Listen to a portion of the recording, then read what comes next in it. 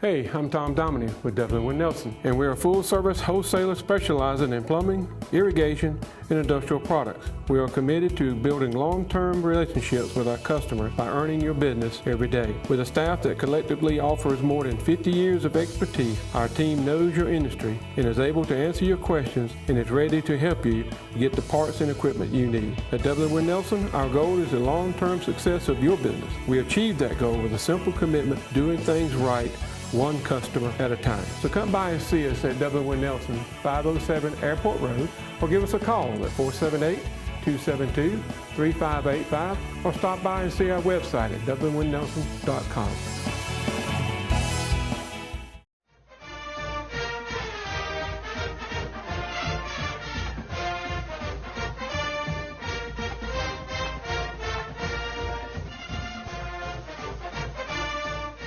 All right, everyone, welcome out to West Lawrence High School. We're here with head football coach Kagan McLean. Coach McLean, we're over halfway through with the season.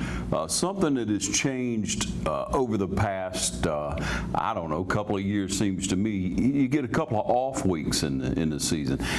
Is that necessarily because in some regions they play more region opponents? Is that it? Yeah, I think a lot of it just comes down to, scheduling and how the season works out and how many region games you have, and when you start, you can elect to start a week earlier, and then have a second off weekend there, or you can go ahead and have an extra week at the beginning of the season before you start playing. It's kind of nice to have the 2 off weeks just to kind of get, at this point in the year, you're banged up, you've been hitting on each other and on other people.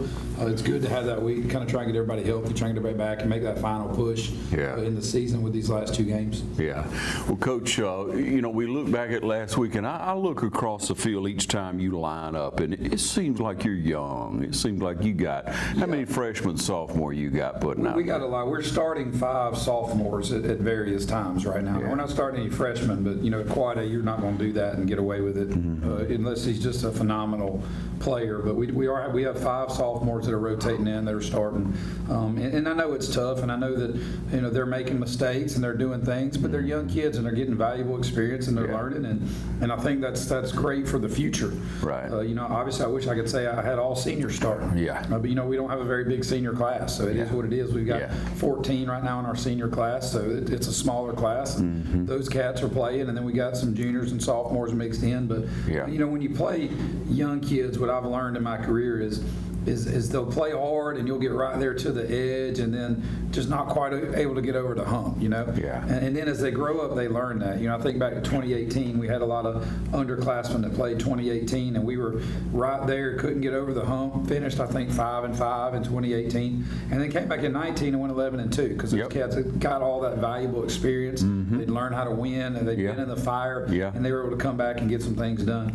So I feel like we're kind of in that boat a little bit this year. We got some young guys that are having to play. But they're doing a great job, and they're getting after it, and they're learning. I had a discussion recently with someone about football, and I said, well, you can't coach experience, and they said, well, with enough time you can. That was a joke, I mean, you just can't coach that experience. You put the kid out there, and then you see the scenario play out where, man, you should have known not to do that, or you should have known what to do in that situation. It's very basic football, but when you're young and inexperienced, there is no basic until you build on that. And a lot of it with young kids, it isn't so much not knowing what to do, it's just not being able to execute because they're young. They're not quite as physically strong or able to do what a senior's able to do. There's a big difference in a 15-year-old and an 18-year-old. Better believe it. And so a lot of those kids we're asking them to go up against bigger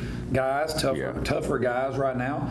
And they're fighting, and they're getting that experience. But they're just not able quite to win enough of those battles. But it's coming. They're going to get there, and I feel confident that all that they're going through and all they're doing now is going to pay off down the road. And the best thing is you look for those elements of success, and you encourage that young person. And we say this to the community. We say it to parents especially.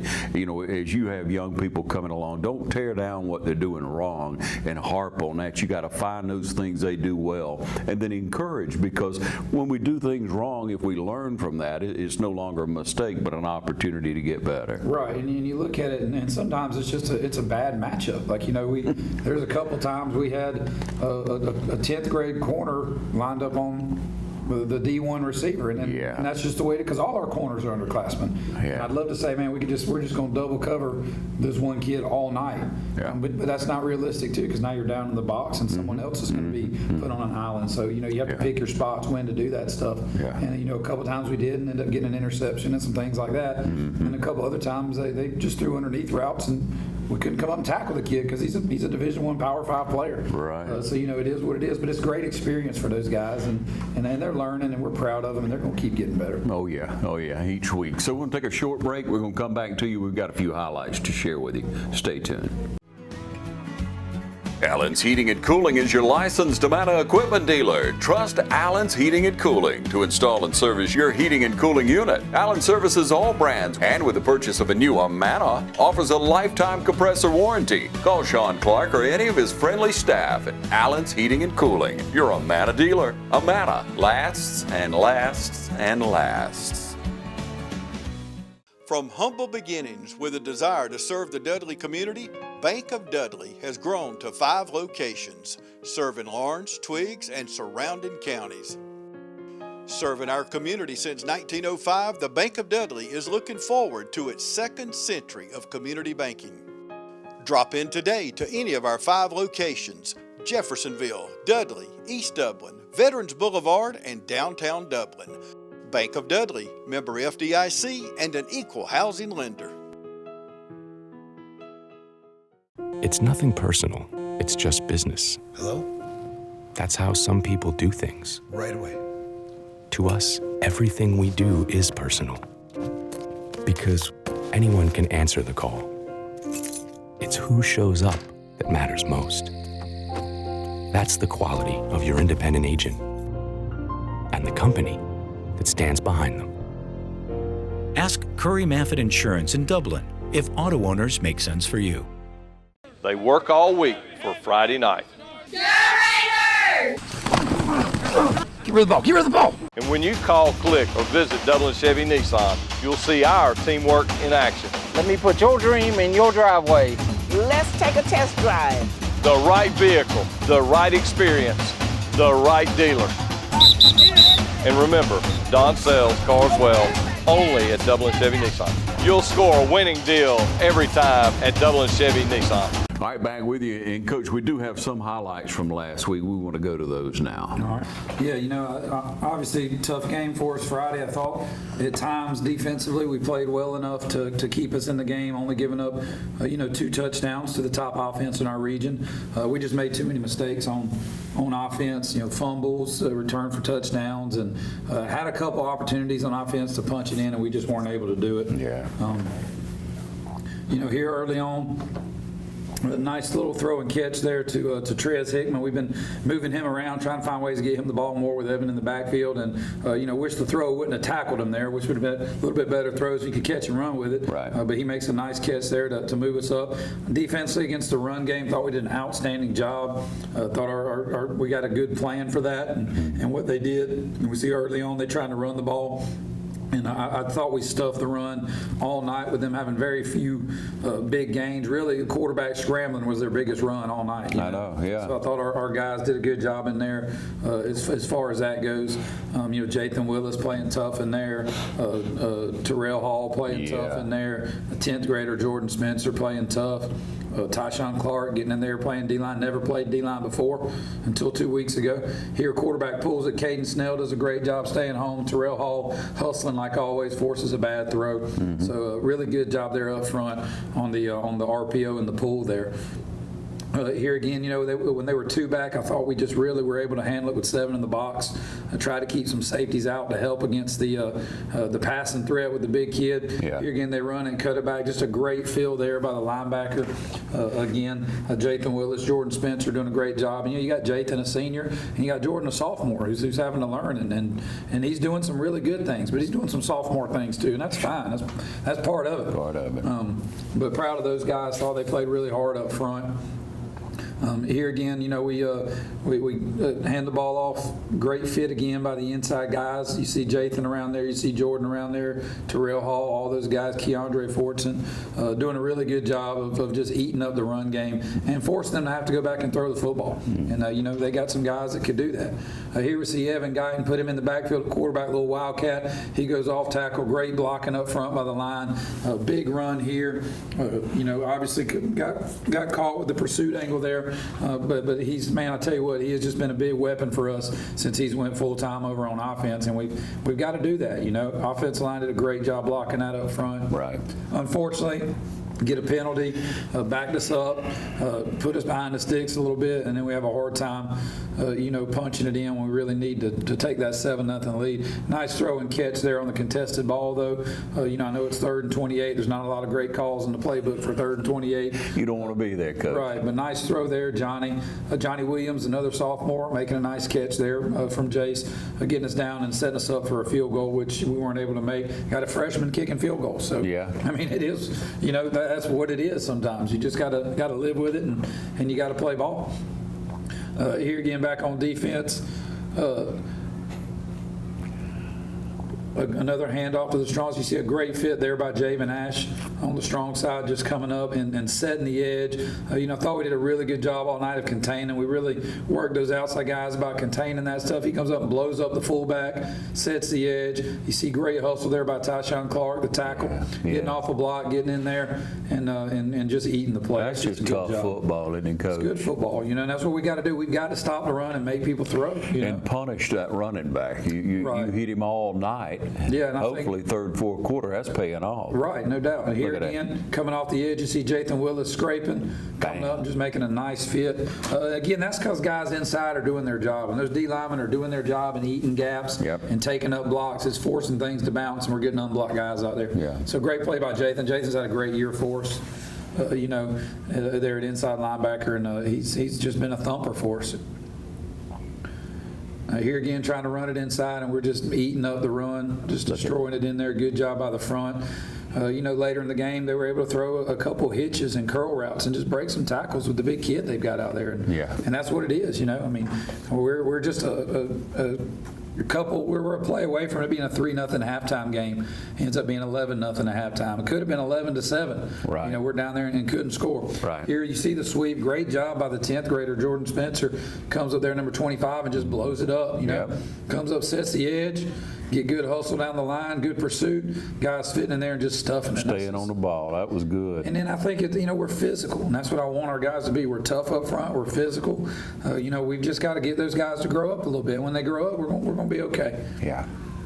Here again, Evan in the backfield, another wildcat set. See him going off tackle there. Good blocking again up front. Nice cutback. Getting into the secondary. Man, this is where you really want those receivers to block downfield. If they block downfield, that's a touchdown. Instead, we get down inside the 30, get down close, and then just unable to punch it in, you know? Yeah. And then we start the second half. We fumble it. They get a scoop and score to jump up 18-0. Right. You know, and so we're kind of behind it now and really having to try and score. You see Evan again back in the Wildcat, bouncing off tackle, just making a tough run. And really that's been our best offense this year, has been the Wildcat package, to be honest with you. Yeah.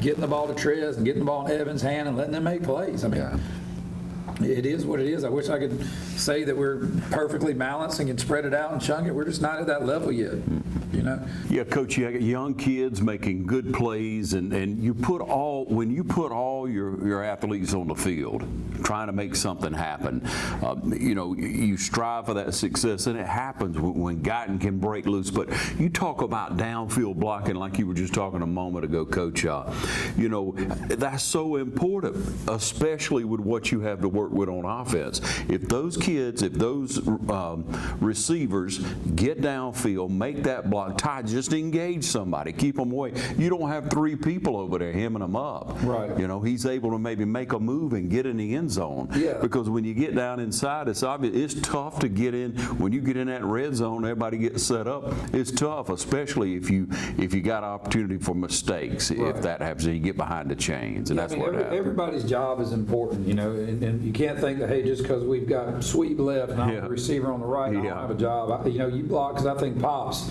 and it, you could be the difference in a 50-yard game and a touchdown. Yeah. Like we tell our guys on defense, we're always going to pursue the ball, because even if I'm the corner on the left and they're running sweep or hitch to the right, I'm in a pursuit angle, because if it pops, I need to be there trying to save a touchdown. Right. So we really got to, we really preach that, and our kids have bought into that, and man, our kids play hard. They're good kids that play hard. I wish I could say we got 5 or 6 D1 kids out there. We don't. We're young. We don't have that kind of talent level. We've got really good kids that play their tails off. And as long as they're doing that, we'll have opportunities. I mean, I know the score is 32-0 Friday, but really probably a 14-17 game, or if we punch one of those in, 17-10 or something like that is what it should have been. Right. And I know that's just shouldas and wouldas and who cares about all that. Yeah, but you got to coach for tomorrow too. But it's the things that we've got to make sure those kids see and understand. Right. If we eliminate our mistakes, if we don't put the football on the ground and let them pick it up and walk 2 of them into the end zone, then we're in the ball game. It's a different ball game. Right. If we punch it in when we're down close, we're in the ball game. Yeah. If we make tackles in the secondary, again, I know the kid's a good player. If we get in his leg and tackle him, we're in the ball game. Right. But you got to find those positives when you got young kids, and we're in the same position now as we were in last year. We got to win the last 2 to get in the playoffs. If we win the last 2, we're in. We won the last 2 last year, we were in. Same thing's got to happen this year for us, and that's everybody's goal at the beginning of the season. They can talk, state championship, whatever. Realistic goals are get in the playoffs first. Right. And then after that, we look to the next step. Yeah, and so if we can take care of business these last 2 weeks, and then we can be in. All right, we'll take a short break and be back with you. Stay tuned.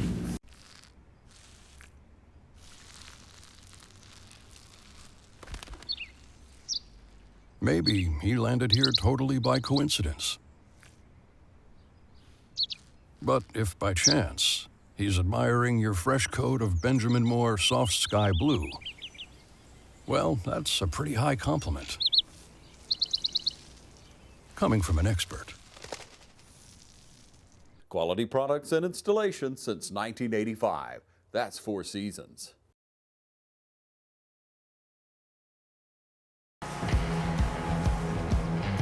You've got miles and miles of grass to mow. So you're going to need a machine built to perform, day in and day out, season after season. You're going to need a Gravely, built to mow the distance. Find your new Gravely mower at Myers Equipment and Supply, 301 North Jefferson in Dublin. Progressive Rural Telephone Co-op offers a full range of communication products and services to its members in Lawrence County and surrounding areas. We take pride in being your total communications provider, and we work hard to provide quality services at the best prices. In addition to offering phone service, we provide high-speed internet and digital high-def TV. And we always strive to put our members first. Progressive Rural, your total communications company. Small enough to know you, large enough to serve you. ProgressiveTel.com. Call 478-984-4201 or stop by 890 Simpson Avenue in Rents. Progressive Rural Telephone Co-op.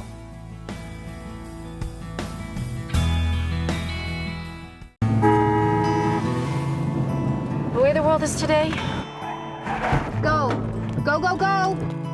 things just seem so out of control. That's why the things we can control are so important. That's why we're members of our electric co-op. The whole reason the co-op exists is to bring us the electricity we need. So they look out for us. They invest in the best technology you can get, just to keep the power on. Not because they have to. They actually do it because it's the right thing to do. All right, Coach, we were talking before the break about the last 2 weeks. Now, you got an off week this week. Got time to heal up. Let's, of course, we got the backup quarterback. We got a few people that are banged up. Right. Snell's back. Is he 100% for you? He's probably about 85, 90%, but he's doing a good job out there. We should get Isaiah Austin back next week. He had some minor surgery on his knee, so he should be good to go.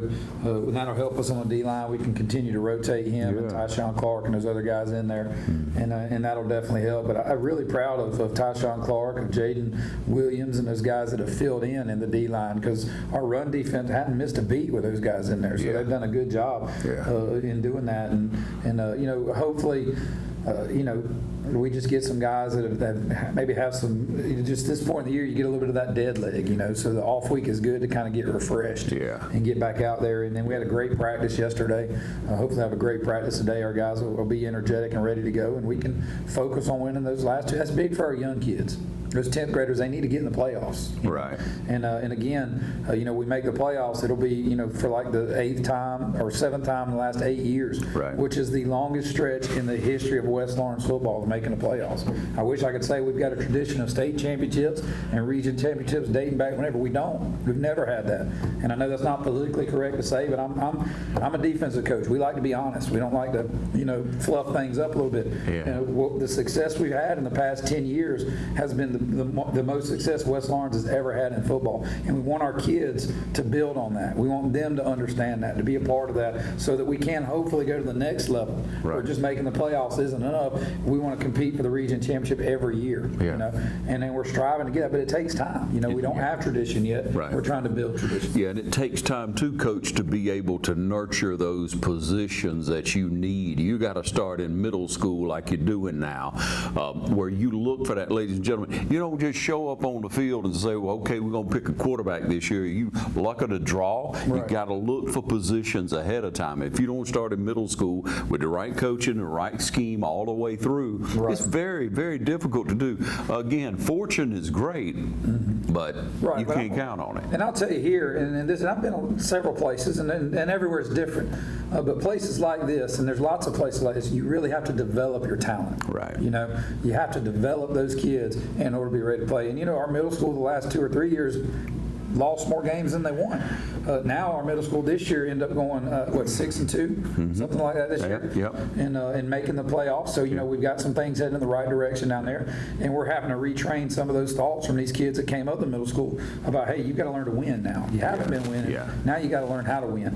And then when you do that, then you get these kids coming up in this next group that's used to winning, and you put that together, and that's a recipe for success, and that's how you build tradition. And Coach, we all know winning is contagious. If you get a kid who's very athletic, whatever position he may be in middle school, he's growing up. You don't know when he's going to hit a growth spurt. You don't know when he's going to develop. You don't know when he's going to become more coordinated. We've seen that happen many times. When they fill in that body and they all of a sudden it starts gelling. But you get them involved, you get them winning at that level, they want to continue to be a part of the program.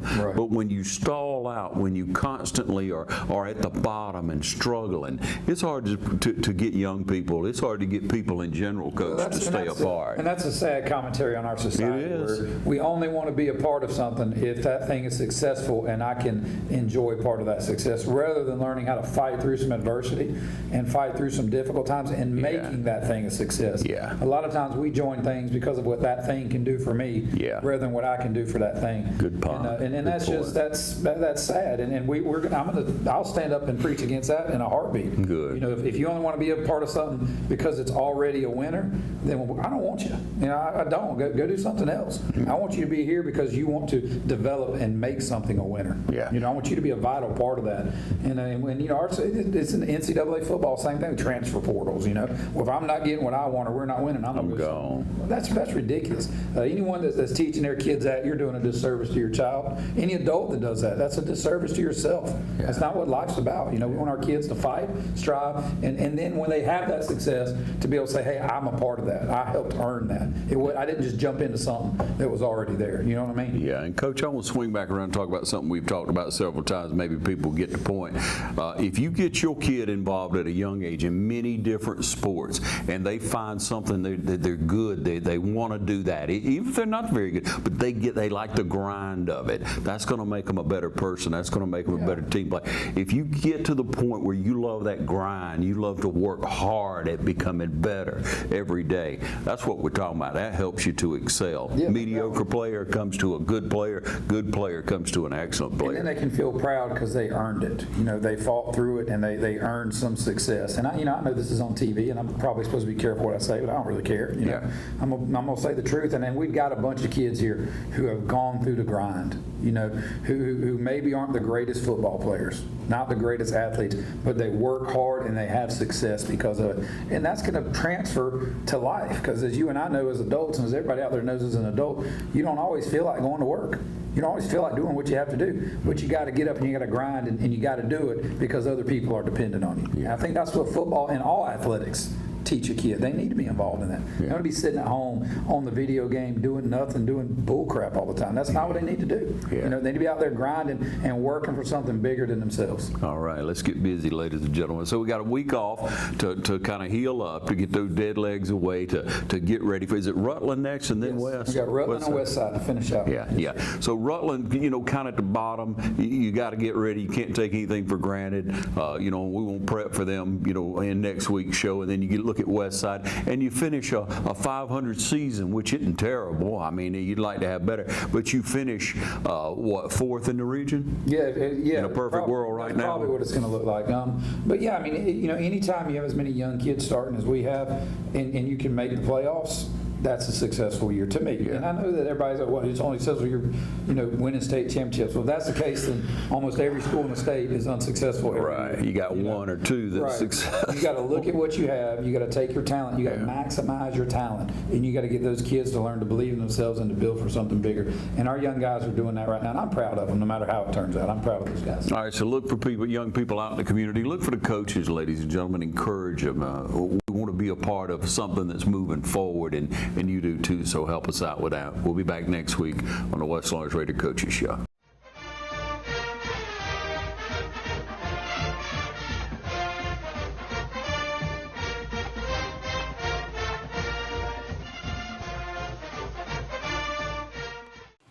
I'm Brad Grimes, and we invite you to join the winning team at the City of Dublin Natural Gas.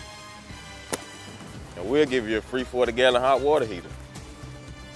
Or a $400 rebate on a tankless hot water heater. Get a $200 rebate on the natural gas furnace. How about 0% financing for 60 months? Plus, we'll make it easier and add it to your bill. Take advantage of this incredible offer today. With natural gas, you'll never run out of gas again. Natural gas is dependable. Natural gas is half the price of electricity. And half of the price of propane. So stop wasting money today. And call the City of Dublin Natural Gas today. At 277-5048. That's 277-5048. Join the winning team at City of Dublin Natural Gas.